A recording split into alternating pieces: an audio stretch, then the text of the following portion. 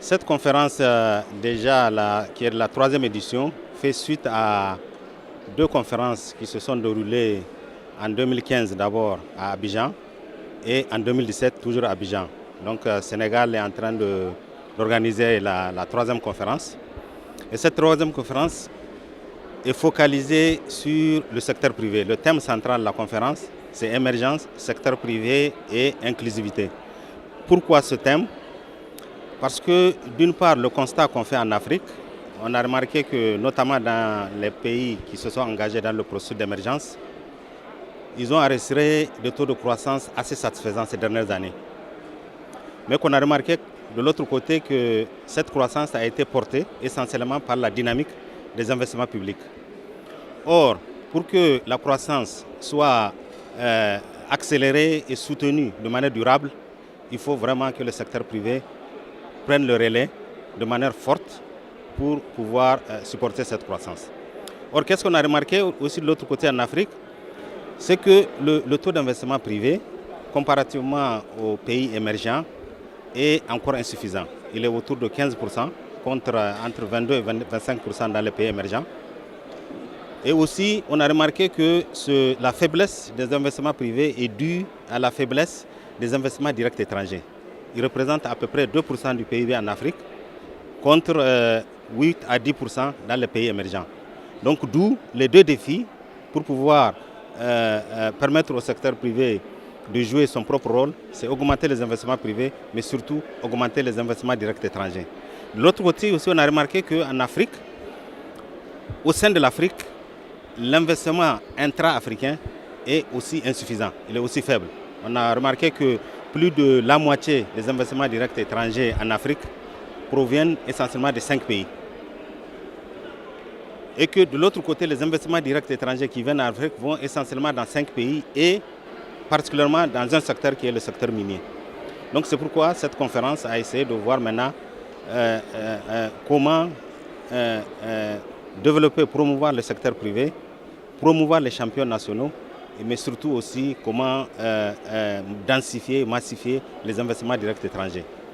Ensuite, un autre défi qu'on a remarqué, c'est que malgré le taux de croissance assez satisfaisant ces dernières années, le taux de pauvreté continue à être élevé. Il est plus de 40% en moyenne en Afrique. Et aujourd'hui, il est constaté qu'il y a plus de pauvres en valeur absolue qu'en 2010.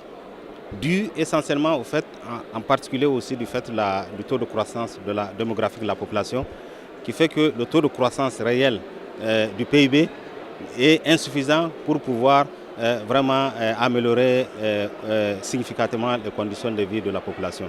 Donc c'est pour cela aussi un autre thème sur lequel la conférence s'est focalisée, c'est l'aspect inclusivité. Et donc sur le premier thème central, deux sous-thèmes ont été identifiés. Un premier thème qui porte sur le développement du secteur privé, la promotion des investissements directs étrangers des champions nationaux, et de l'autre côté, comment faire en sorte aussi que le processus d'émergence soit plus inclusif socialement, mais aussi au niveau du territoire. Nous pensons qu'effectivement, il serait bon d'abord de s'appuyer, de voir par exemple quels sont les champions africains qu'on peut identifier, sur lesquels on peut les analyser, essayer de voir comment on peut s'appuyer sur leurs bonnes pratiques pour pouvoir partager avec les autres. Et c'est pour cela que le PNUD, dans le cadre de cette conférence, a réalisé des études de cas pour identifier un certain nombre de champions africains, notamment Ethiopian Airlines. On a identifié OCP au Maroc. On a identifié aussi une société, une entreprise sud-africaine.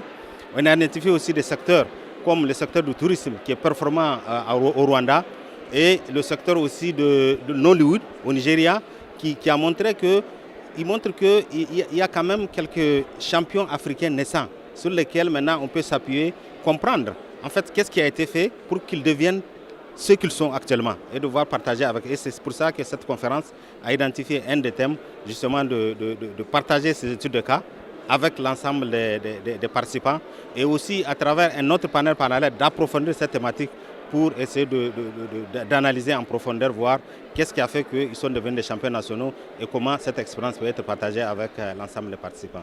Ce qui sera retenu principalement maintenant, c'est de voir quelles sont les bonnes pratiques Parce que c'est pour cela que cette conférence vraiment cherche cette fois-ci à se focaliser sur les aspects pratiques. Vraiment partager de manière pratique, mais pas vraiment passer tout notre temps à faire les théories, mais vraiment sur le plan pratique. Et c'est pour cela que une bonne partie des invités de cette conférence sont les secteurs privés, les praticiens eux-mêmes. Donc l'idée pour nous, au sortir, c'est de voir maintenant qu'est-ce qu'il faut faire en Afrique, d'abord pour accélérer et densifier les investissements directs étrangers. Quelles sont les actions du côté de l'État, du côté du secteur privé, du côté des institutions et des partenaires qui accompagnent les États? Quelles sont les actions à mener pour justement promouvoir ces champions africains? Et l'autre chose aussi, c'est de voir maintenant comment faire en sorte que le processus d'émergence puisse vraiment permettre de réduire la pauvreté, les inégalités dans les pays africains, sortir maintenant des actions concrètes et partager avec tous les participants.